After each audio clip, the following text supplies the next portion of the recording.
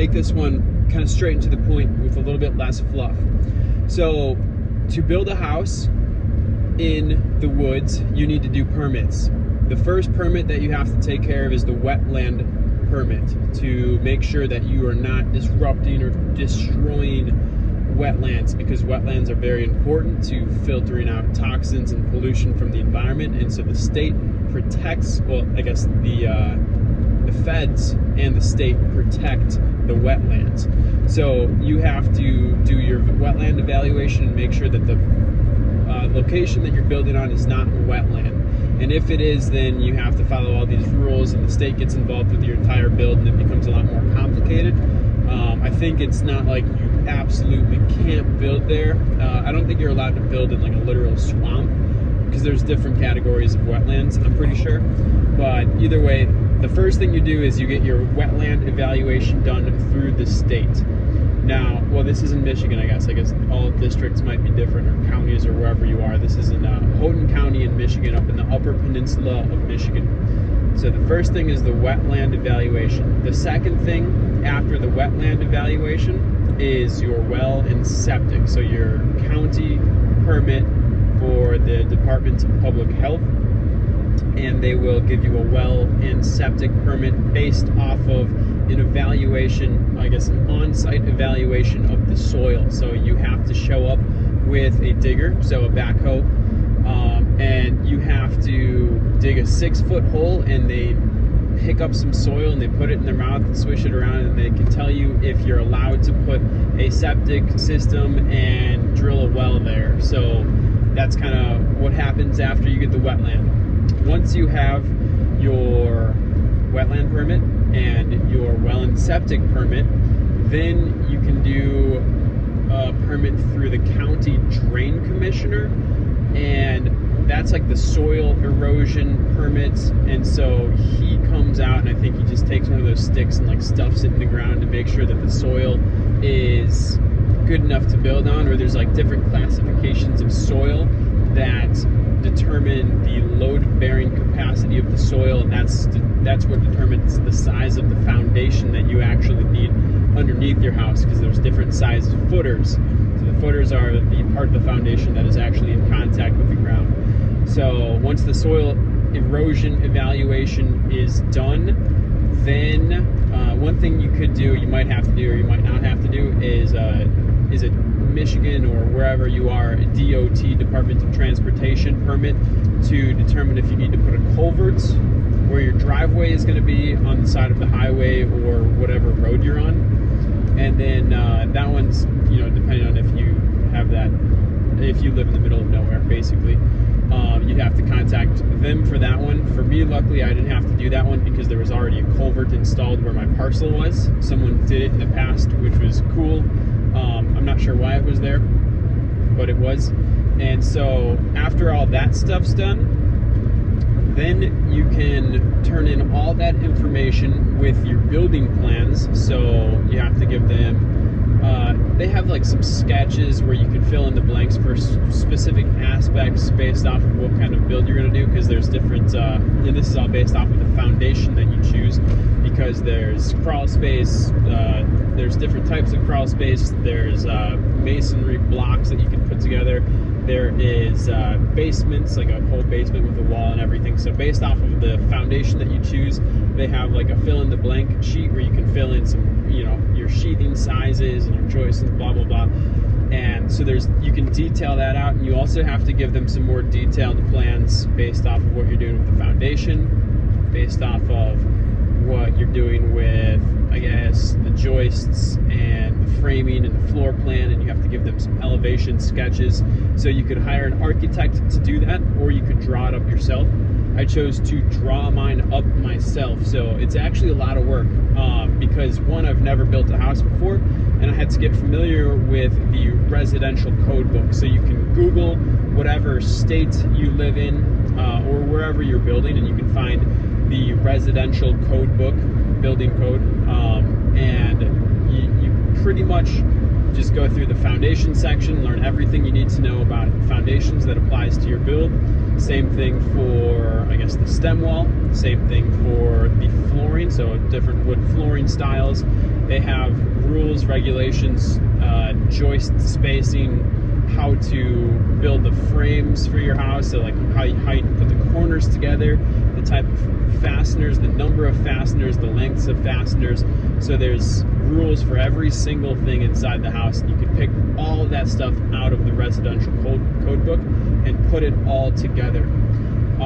And so it took me probably about a full week of working, maybe like 6 hours per day of just diving into the residential code book to learn it and draw up a plan for everything required, from just like, it's a very detailed plan, and I'll show you guys some pictures of it, but it's a plan from everything from the footers all the way up to the top of the subfloor for the first floor. So literally foundation, sill plates, joists, and subfloor for just a 20 by 40 cabin house. And it took me almost a full week just to like learn all the code requirements required to detail draw it properly. And it's really detailed. It's got every single, I guess, aspect of the build, where the rebar is, heights of things, thicknesses of things, details of where my foam's gonna go, the waterproofing on the outside, what kind of waterproofing,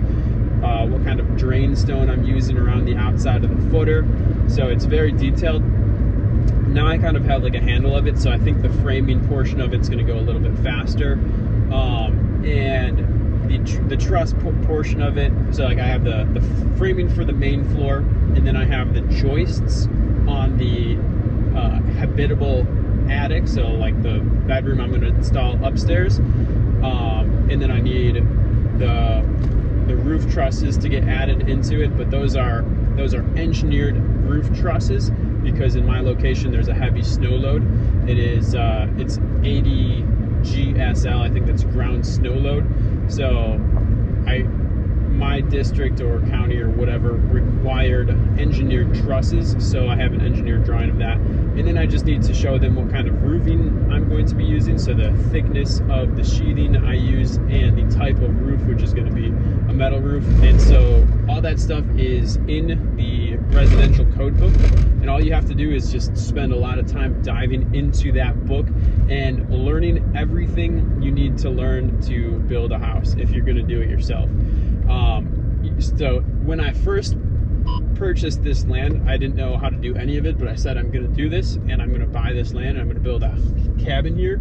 And what I thought I was going to get was just I wanted to just build a remote cabin, and I wanted to do a simple foundation just on like some kind of like concrete blocks or something like that, and build the floor system up to code and everything. But the foundation I wanted to do a lot simpler and just have an exposed I guess crawl space, and then kind of like insulate the floor and everything. But in my county, they do not allow remote cabins at all, and unless you get quotes back from the electrical companies, and the hookup is just ridiculous. So per se, if your cabin is literally like 2 miles into the woods in the middle of nowhere and there's no power lines anywhere close, you might have a really expensive electrical hookup bill. And that's what specifically the building inspector told me in the courthouse. He said, if it's in the middle of nowhere and it's just so expensive for you to hook up electrical, that's the only scenario that I give a remote cabin permit to anybody. So technically I'm not allowed to have a remote cabin permit yet. Well, that's what I'm expecting at this point. But there's a set of power lines that run along the edge of my parcel, and there's 2 power companies that have 2 different territories, and my parcel is like on the edge of those 2. And so one power company, which is UPCO in the UP, told me that that was outside of their territory, but I'm pretty sure the power lines that run along my parcel are their power lines. And then there's like Ontonagon or whatever, I don't even know how to say it, but they might have power lines that are literally like 2 miles away. And so if they tell me that it's going to be 2 miles to run their power lines to my parcel, I'm going to turn in a written email to the building department guy, the building inspector, and I'm going to say, hey, UPCO told me this is not their territory, and the other company told me this is 2 miles away, so I can't get these power lines. And I'm gonna try and work it like that. That way I can get my remote cabin permit, and then I don't have to quite have as many things inspected. I don't know what that entails really. I think everything in my house is gonna be built up to code because I want it to be very sturdy, and I want it to be built very well. So it's not to say I just want to build a janky piece of crap, but I think it would be a little bit more freeing if I had less things that needed to be inspected. And so that's where I'm at. And then another thing that's annoying is the company the power company that is potentially very far away from my parcel, which I think it's their territory technically, they won't give me an estimate until I pay $250 to them, because it wastes their time and money to go out and give estimates and then not hook the job up. So they won't give me an estimate for how long or how much it's going to be until I pay them money, and I don't want to pay them money until I get my wetland and well and septic permits done, because what if there's something wrong with the wetland people and all of a sudden it's a huge issue to even build a house there, and then I just wasted $250 on that permit application for no reason. And then what if I guess the well and septic comes back and they taste my dirt and they say I can't install a septic tank on my property anywhere, which likely is not going to happen, but it is a concern.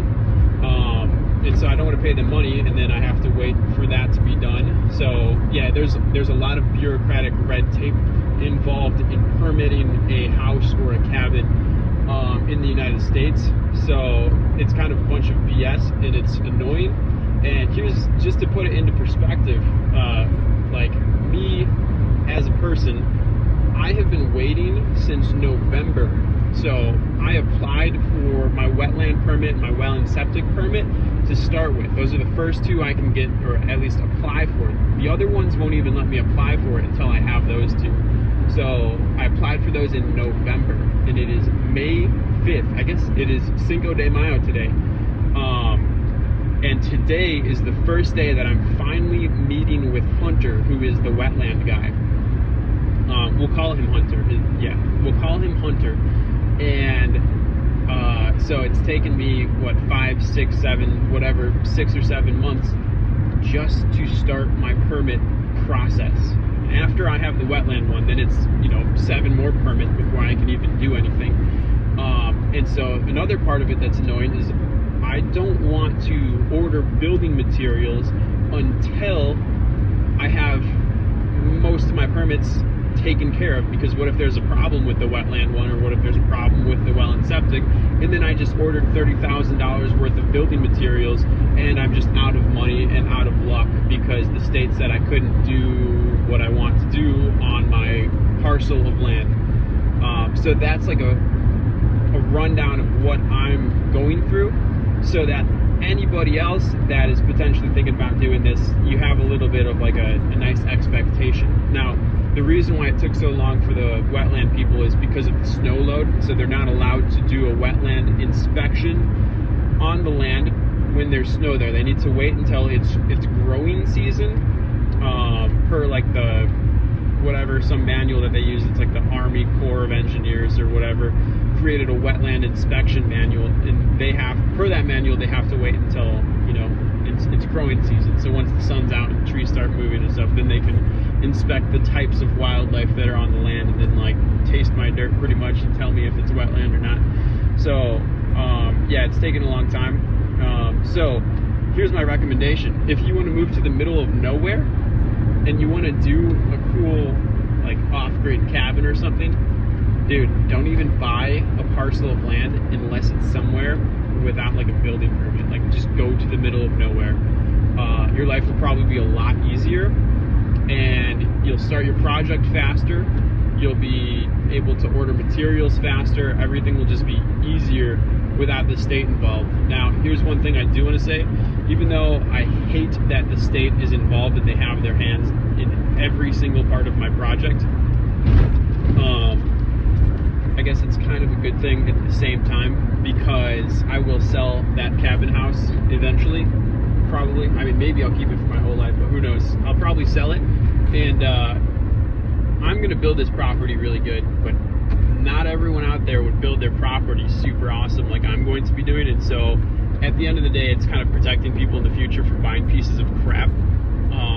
So that's a whole issue in itself, but it also sucks. There's a little bit too much going on with the permits, but I'm gonna meet Hunter today, and he's gonna taste my dirt and tell me if I can build a house on my property.